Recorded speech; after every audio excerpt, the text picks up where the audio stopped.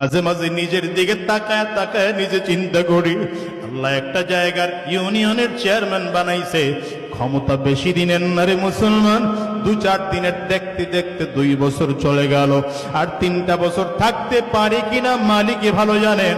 তুমি ভালো করে বুঝবা, এই দুনিয়ার ক্ষমতাটাও স্থায়ী না, এই দুনিয়ার সম্পদও স্থায়ী না, এই দুনিয়ার সম্মান ইজ্জত স্থায়ী না।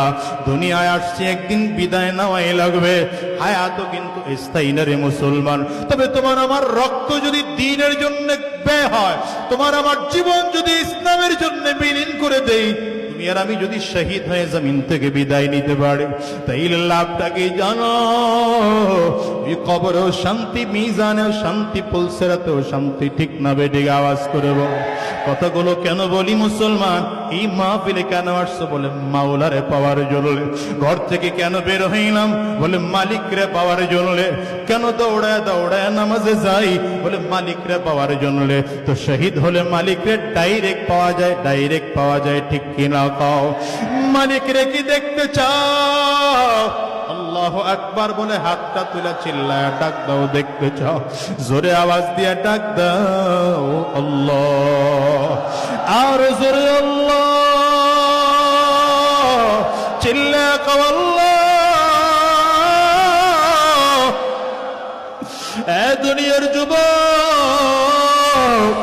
আমার মালিকের একদল পাগল আছে, এদের দুনিয়ার গাড়ির দরকার নাই, বাড়ির দরকার নাই, নারীর দরকার নাই, টাকা পয়সার দরকার নাই।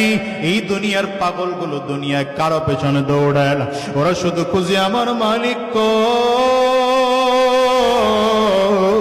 কিয়ামতের ময়দানেও খুঁজবে আমার মালিক কই, আমার মালিক কই। হাদিসের মধ্যে আসছে, কিয়ামতের ময়দানে বান্দাগুলো যখন দাঁড়াবে, তাকিয়ে দেখবে সূর্য মাথার মুড়ো মাথ উপরে দেখা যায়, মাথার মগজগুলো সূর্যের তাপে টকবক টকবক করে ভাতের মারের মতো ভলকাইতেছে। ডান দিকে তাকাইয়ে দেখবে জাহান্নামের আগুন ঘুরিম ঘুরিম আওয়াজ দিয়া দিয়া সামনের দিকে আগায়। বাম দিকেও তাকাইয়ে দেখবে জাহান্নামের আগুন ঘুরিম ঘুরিম আওয়াজ দিয়া দিয়া সামনের দিকে আগায়। পেছন দিক থেকেও তাকাইয়ে দেখবে জাহান্নামের আগুন, সামনের দিকেও তাকাইয়ে দেখবে গুনাহগার, জাহান্নামের আগুন, চারিদিক থেকে জাহান্নামের আগুন। ওদিকে ঘাম শরীর থেকে টপ টপ টপ টপ করে জমিনের মধ্যে পড়বে। বড় ময়দানে দৌড়াবে আর চিল্লাবে আর বলবে আমার মালিক কই? না, মালিকরে বুঝি কোথাও খুঁজে পাইলা। অনেকক্ষণ চিল্লায়া চিল্লায়া মালিকের আরশের পায়ের মধ্যে ট্যাঁক লাগাইয়া বিশ্রাম করবে। আমার মালিক ডেকে বলবেন, ফেরেশতারা এতক্ষণ যেই বান্দাগুলো দৌড়াইতেছিল ওরা কই? ফেরেশতারা বলবে, আল্লাহ আপনার আরশের পায়ের মধ্যে ট্যাঁক লাগাইয়া বিশ্রাম করে। আল্লাহ বলবেন, ওদেরকে ডাকো। এদেরকে ডাকা হবে। মালিক পর্দার আড়াল থেকে ডেকে বলবেন, এরে বান্দারা, কেন তোরা চিল্লাইতেছিলি আর দৌড়াইতেছিলি? মালিকের কুদরতি আওয়াজ পাইয়া পর্দার আড়াল থেকে কান্না শুরু করবে। আর বান্দাগুলো চিল্লায় আর বলবে, মালিক